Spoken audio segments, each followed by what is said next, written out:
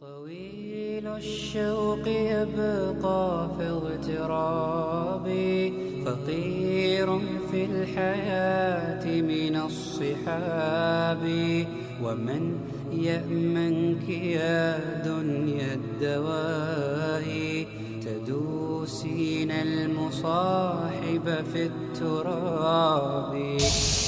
Bismillahirrahmanirrahim. Assalamualaikum warahmatullahi wabarakatuh. Alhamdulillahirabbil alamin. Segala puji hanya milik Allah Subhanahu wa taala yang telah menurunkan petunjuk bagi seluruh umat manusia melalui kitabnya Al-Qur'anul Karim. Salawat serta salam semoga tercurah kepada Nabi besar kita Muhammad sallallahu alaihi wasallam, kepada keluarga beliau, para sahabat beliau, serta kepada umatnya mengikuti ajaran beliau hingga akhir zaman.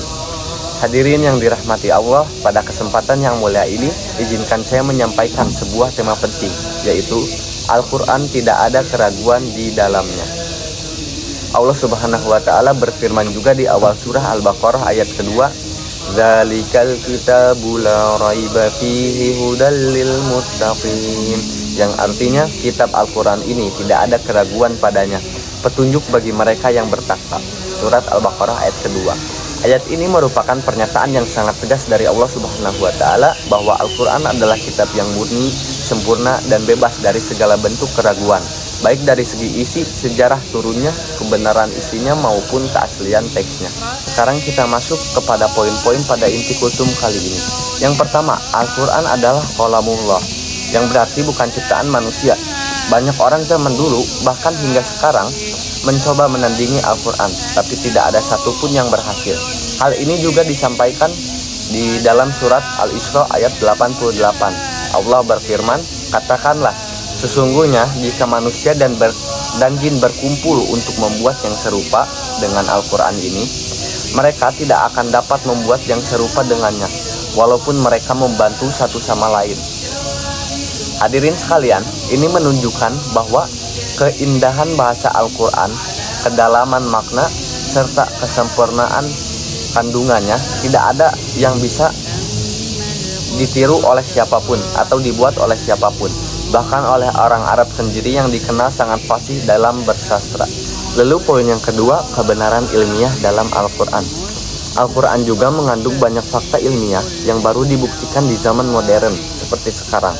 Contohnya proses penciptaan manusia, siklus air, gerakan langit, dan lain sebagainya. Para ilmuwan seperti Kate Moore, seorang ahli embriologi asal Kanada, kagum dengan rincian proses penciptaan manusia dalam Al-Quran yang sudah dijelaskan 1400 tahun yang lalu sebelum adanya mikroskop. Ini menunjukkan bahwa Al-Quran bukan karangan manusia, tapi wahyu dari Sang Pencipta yang maha mengetahui segalanya. Bisa kita bayangkan, di 1400 tahun yang lalu, sebelum ada teknologi, di Al-Quran sudah dijelaskan sesuatu yang tidak akan bisa manusia ketahui.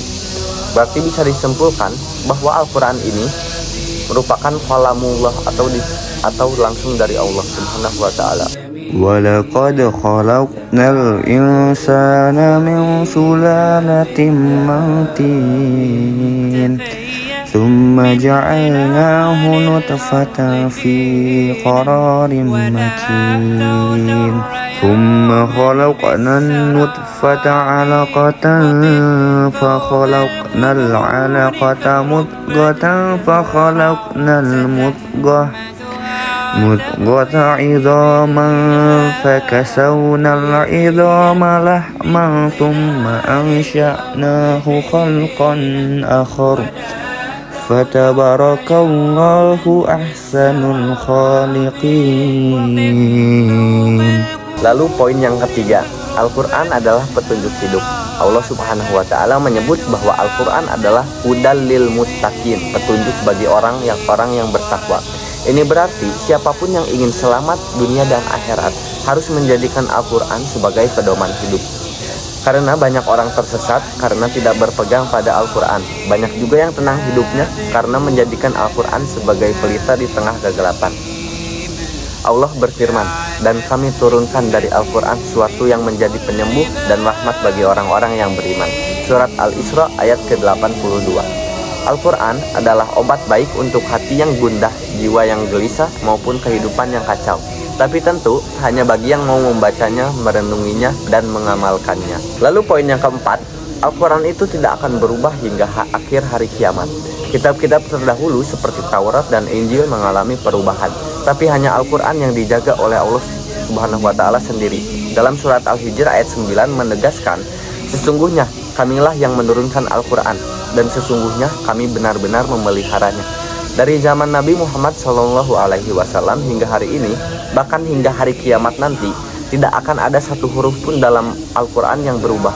Umat Islam menjaga Al-Quran bukan hanya dalam mushaf, tapi juga di dada para penghafal Quran, dari anak-anak hingga orang tua. Hal ini dibuktikan dahulu terdapat orang yang mengubah surat Al-Ikhlas, namun umat-umat Islam atau para penghafal Quran dapat mengetahuinya dan langsung melaporkannya. Dan yang terakhir, poin yang kelima, Al-Quran itu jangan hanya disimpan, tetapi harus dipahami dan banyak diamalkan.